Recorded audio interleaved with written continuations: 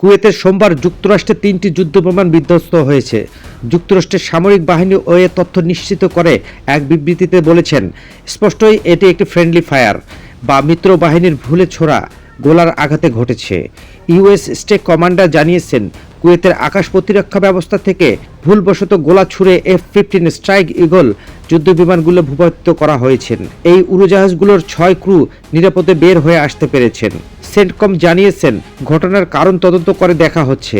Operation epic Fury নামে ইরানের বিরুদ্ধে পরিচালিত সামরিক অভিযানের সমর্থনে এই যুদ্ধবিমানগুলো উড়ছিল। কুয়েতের প্রতিরক্ষা মন্ত্রণালয় সোমবার সকালে জানায়, যুক্তরাষ্ট্রের কয়েকটি যুদ্ধবিমান বিধ্বস্ত হয়েছে, তবে ঠিক কতটি যুদ্ধবিমান কী কারণে সেগুলো বিধ্বস্ত হয়েছে তা তারা নির্দিষ্ট করে জানায়নি। এসব যুদ্ধবিমানের প্রতিটির দাম কোটি ডলারেরও বেশি। সিএনএনের জিওলোকেট করা কয়েকটি ভিডিওতে কুয়েত একটি যুদ্ধবিমান বিধ্বস্ত হতে দেখা যায়। সেখানে এক পাইলটকে প্যারাশুটের সাহায্যে মাটিতে নামতেও দেখা গেছে। এরপরেই এর বিবৃতি দেয়া হয়। এ বিষয়ে মন্তব্যের জন্য সিএনএনের পক্ষ থেকে হোয়াইট হাউসের সঙ্গে যোগাযোগ করা হয়েছে। সেন্টকমের বিবৃতিতে বলা হয়, ইরানের উড়োজাহাজ, ব্যালিস্টিক ক্ষেপণাস্ত্র ও ড্রোন হামলার মতো সক্রিয় লড়াই চলাকালে কুয়েতের আকাশ প্রতিরক্ষা ব্যবস্থা থেকে ভুলবশত গোলা ছুড়ে মার্কিন বাহিনীর যুদ্ধবিমানগুলো ভূপাতিত করা হয়।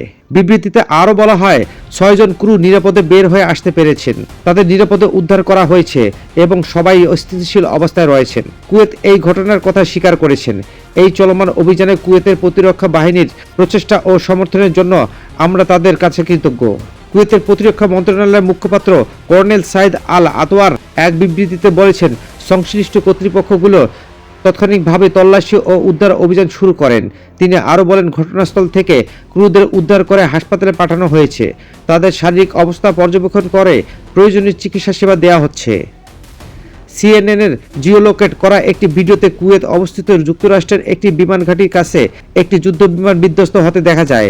ভিডিওতে দেখা যায়, উড়োজাহাজটিতে আগুন ধরে গেছে এবং সেটি ঘুরতে ঘুরতে আকাশ থেকে নিচে পড়ছে।